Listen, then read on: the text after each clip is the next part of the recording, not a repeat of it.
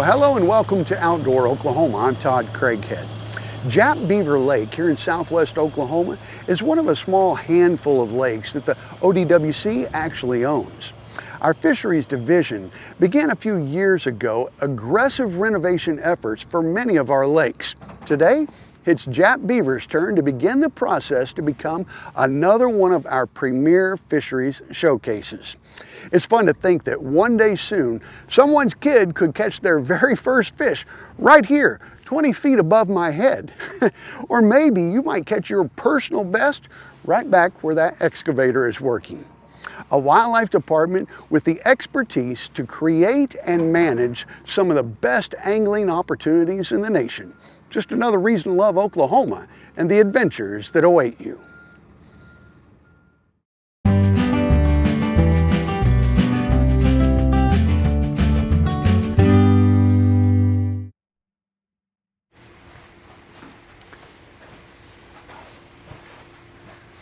Hey, I'm Darren.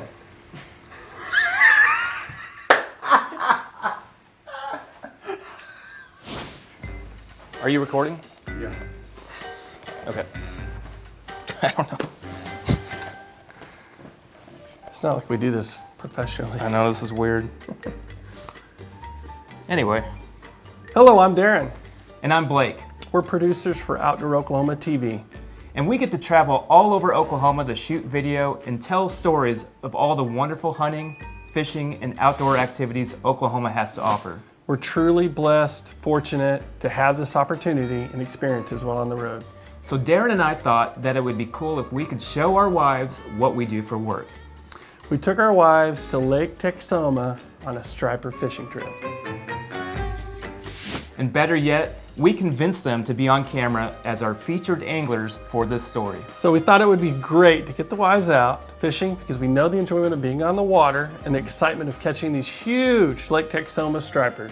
And we knew if they could get into some good striper action, that they would be hooked for life.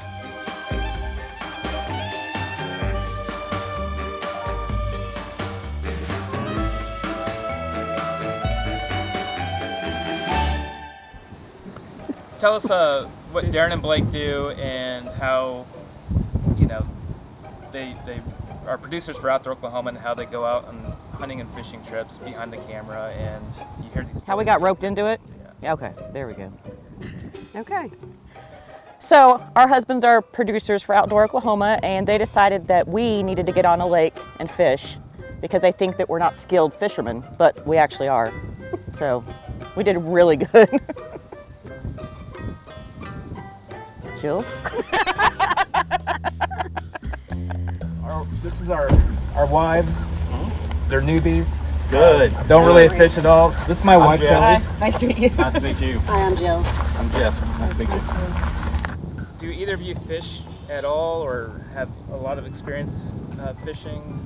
Or is this something that you just haven't done in a long time and you were excited to do? Questions are very leading, aren't they? Yeah, so I grew up kind of fishing with my grandpa.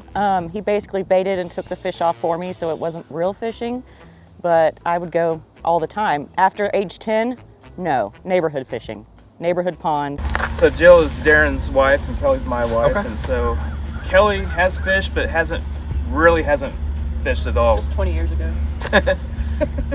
Jill probably fishes a little bit, not much. Not much. I have fished. Great. I can probably count on one hand the number of times I've been fishing.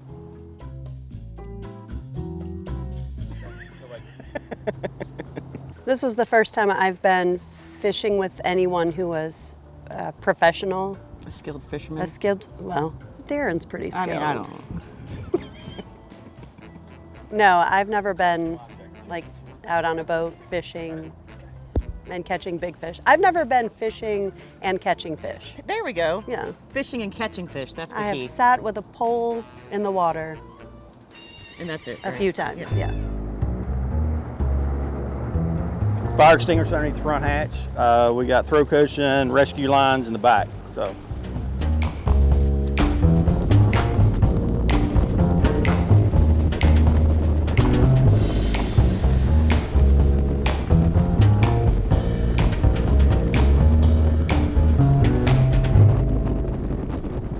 This is what we call dead sticking. Okay. So we're going to present this bait right in front of that fish's face. See how he's going to sit there and drift? We're not going to do a whole lot of jerking, jumping up and down with him. And boat's going to drift and he's going to swim by in front of him. And what we're trying to do is trigger like an aggression bite. Okay. So what you're going to do, you're going to pinch your line, push that button down and hold the line, okay? So it's sitting where I'm going to fish at. The lure's touching the water. I'm going to pull out. And we're going to, that's how we'll meter it. We got two options. I'll either tell you to do so many pulls or so many turns off the bottom. So right here, we're going to be fishing really close to the bottom. So I'm going to keep my thumb on that spool and let it freeze pull, just dropping it down. Kind of using that as a little bit of a brake so it doesn't backlash. Here, second's going to hit the bottom. How do you know? Does it just stop? Yep, you'll see some curlicues here in a second and you'll feel it go thump. How deep is the water here? We're in 60, should be right about 60 foot right here. So see the slack in the line? So I'm going to take this slack up and you can feel that lure sitting on the bottom. See the tension on it? About where I'm going to fish at. And I'm going to turn up 1, 2, 3 turns. Okay. Remember how I said how I like to hold it? Yeah. Kind of lock that underneath your wrist. And I always like to keep one hand on the shaft itself to help feel it, because this is going to be a very, very light bite. I mean, it's just going to pretty much be a tick, tick, tick. Okay. Sometimes they'll just pick it up, so you'll have like just a little bit of slack in your line. Okay, I've taught you everything I know. All right. It's on y'all.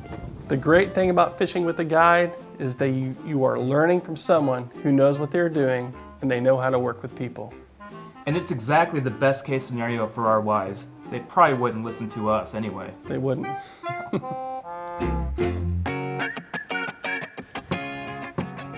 No, I don't think so.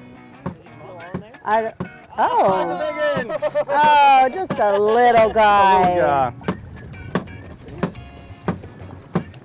Do I? He'll poke you. Okay. Everything on him sharp. Do I do that? Yep. Are you guys doing that part? Oh, sweet. Yeah.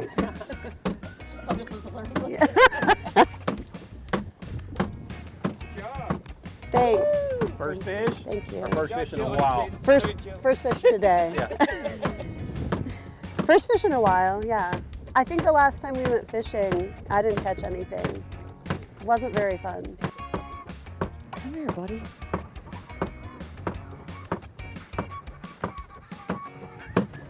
Is it heavy? Yeah, he's heavy. Watch, it's gonna be like 1 pound. Get him. Whatever you do, don't hit that bar, that release bar on your thumb. There you go. Smart. Holy crap. Drop him down. Got him. Oh. Drop him down in the net for me. Drop it down. I got it. Now drop your rod tip down. There we go. There we go. What a beauty. That Push thing's button for me. huge. Now click the handle again. Perfect. He was big. It was hard, but I got him. Fast again. Reel.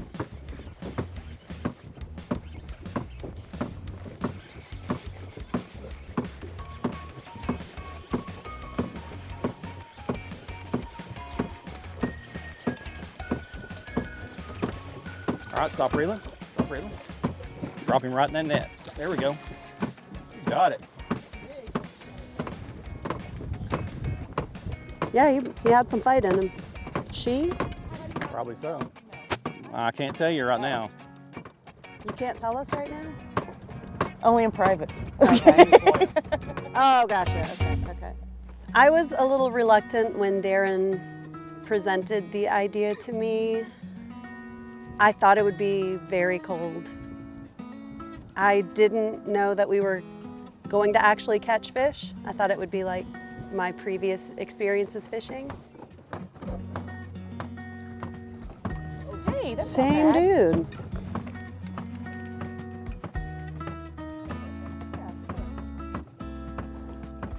I knew there was a fish called a striper. I'd never actually seen one, but when I actually saw it, it has stripes on it, so that was good. I didn't really know much about it. I spent some time in Lake Texoma with friends as a kid, but I didn't really know that striped bass had stripes either. And I didn't know that they shot poop. Sorry.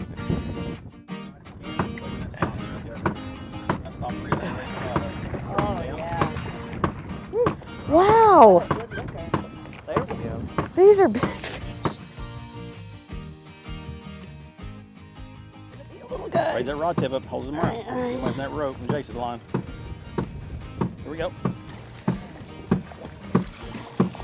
Drop them down. There we go. High five.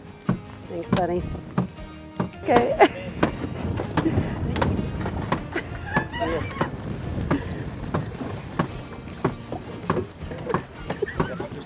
Yeah. Whoa. Uh-oh, he's tangled. Right there. Just leave him right there. Okay. Here comes the net.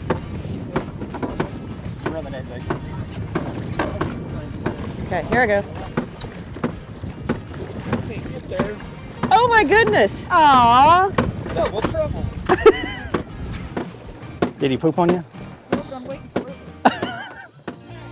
I think after the first fish, that's when you get confident.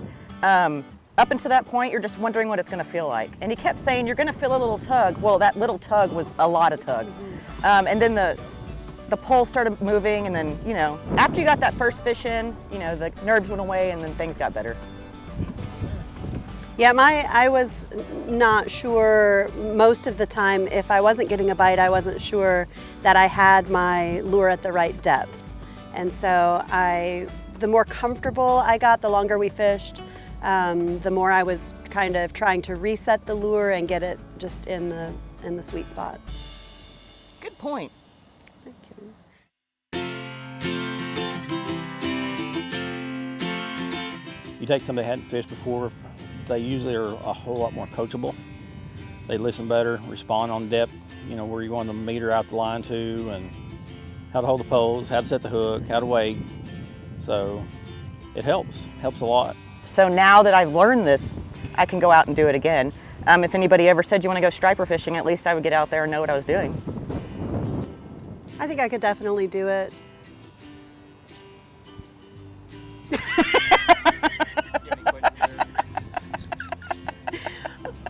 I don't mean that one snippet that you did. I think I could do it. I think I could do it. Question mark. Deep in there. Are you gaining anything? Oh, look at this. Oh, hello. We've been looking for you. Yeah, and I think Jill made a comment earlier that she's been fishing, not necessarily catching. She has basically had her pull in the water. And so that kind of just puts us in our place when we take them out with a guide. And they're like, yeah, just put your lure here and we'll catch like 20 fish. They're like, Darren, how come you're not doing this all the time? I was like, well, maybe It's like, we maybe need a boat. we should buy a boat. Yeah, Blake and Darren didn't really do anything, so it's not like we would need them there. Well, I don't think so. Not the second time around.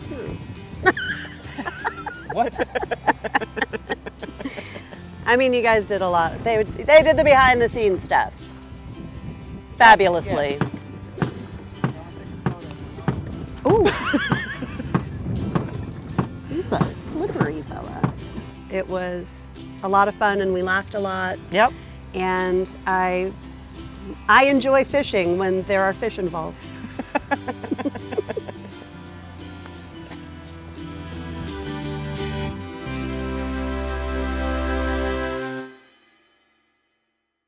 I really do think overall they had a wonderful time. I know they did. I mean, how can you not when you're catching all those big fish? And I'm pretty sure that we created 2 anglers. Yeah, I think you're right. And if you want to go fishing, go to Lake Texoma, catch some big striped bass. It's amazing. The end. Good. I got something to work with.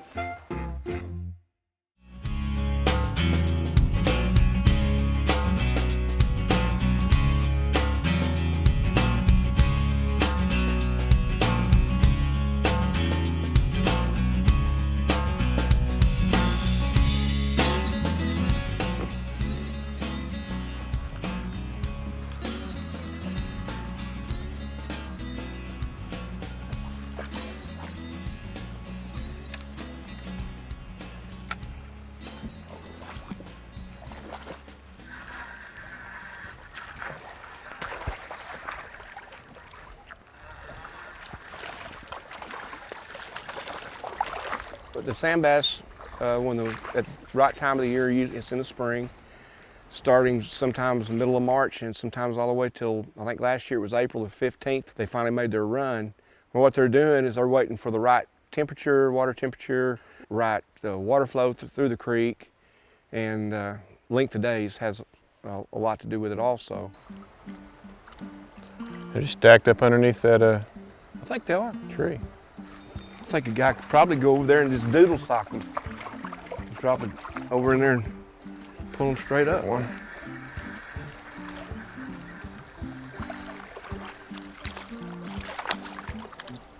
They have to go so far upstream in order to spawn. The females will drop their eggs, the males will come in and fertilize over the top, and they need a certain amount of river and flow to utilize the egg to be hatched. It's similar to stripers. They need a certain number of miles to spawn in. And that's exactly what the sand bass are doing. You know, they don't spawn like a bass or let's say a crappie. They need water flow. And that's what we're doing up here. The sand bass are coming upstream to spawn, and we're taking full advantage of it. The great thing about sand bass is they're prolific spawners. And I mean, they're coming here by the tens of thousands. Historically, everywhere in Oklahoma, there's a sand bass run. Most big reservoirs have sand bass, and if you know you have sand bass in those bigger reservoirs, then look for in the springtime for them to start shooting up the creek. Come this way.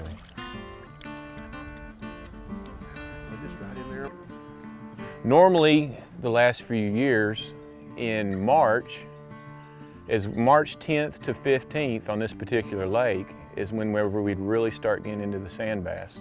And the sand bass run will last, close to a month, maybe a month and a half. We've actually caught them in great numbers in the middle of March and then came back here during the middle of turkey season and done just as well. They don't just all come up in one big wave, and they come up, you know, 2,000 or 3,000 at a time, spawn, and then the next group comes up. And it's not just one particular creek, it's any creek that feeds into to the main body of the lake, you can find sand bass. There bound to be a few right here. Yep, there's one. Yep.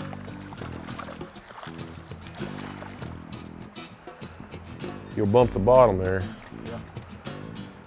There he is. Good job.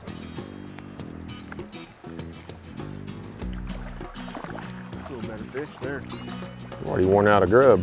Have to replace. Yeah, I've got a little male. I'm gonna check to see. And so when we get into them, it's kind of like you stock your freezer, and we eat a lot of them. And if you properly prepare them, and which the first step is to get all the red meat out of the sand bass, they're as good to eat as about anything. Aren't they pretty? And don't they taste good? That might be a female.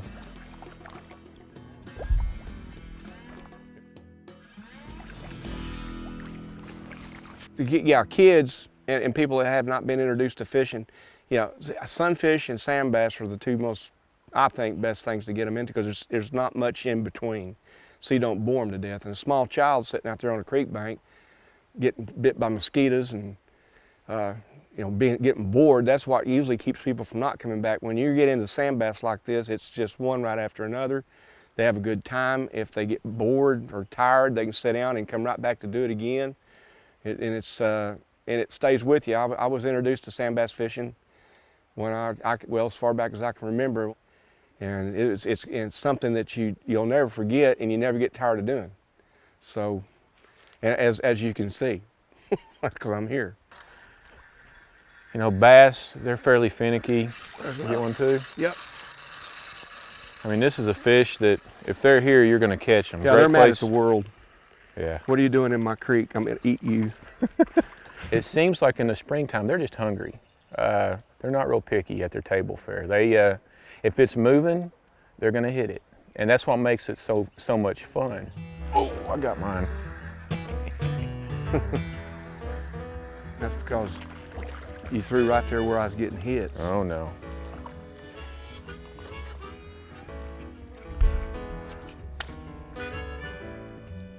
I don't think it makes any difference what color you throw.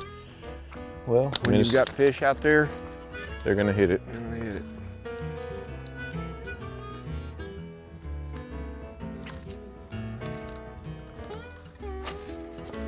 There he is, right there.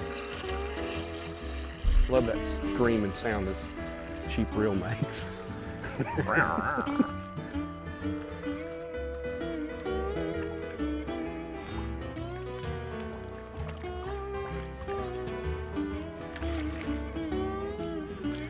You know, we ate fish last night. You might eat fish again tonight. And I ate fish the night before. And I think I'll eat fish tonight.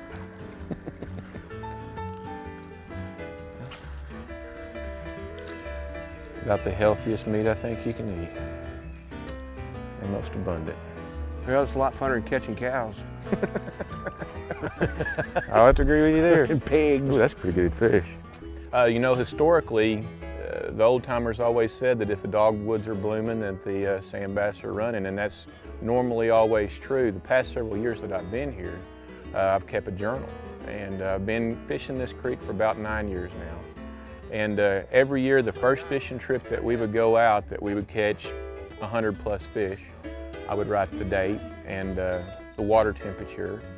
And over the last 9 years, it's been March 10th to March 15th, historically. I mean, it's just, you could almost bet your paycheck that the sand bass are gonna be here. Well, this is a perfect place because you're kind of in the, there's one. You're kind of in the bend of this river. Yeah. And it seems like they like to stage, or slow down at least, in these bends.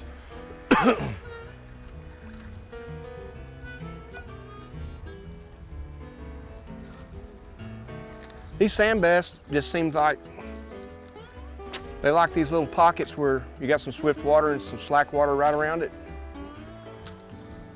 And for whatever reason, they'll stage in it before they go on up. There's one right there.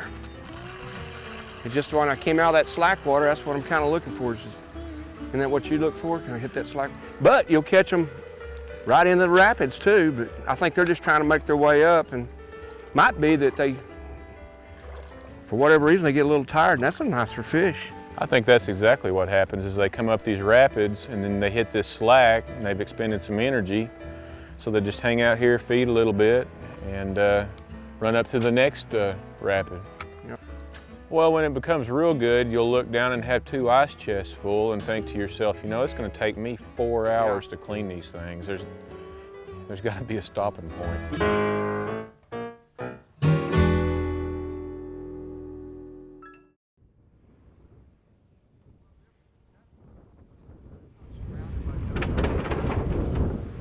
Well, we hope today's stories remind you that Oklahoma is a perfect place to explore. So no matter how you choose to enjoy our state's incredible natural world, remember, your adventure starts with Outdoor Oklahoma. Okay.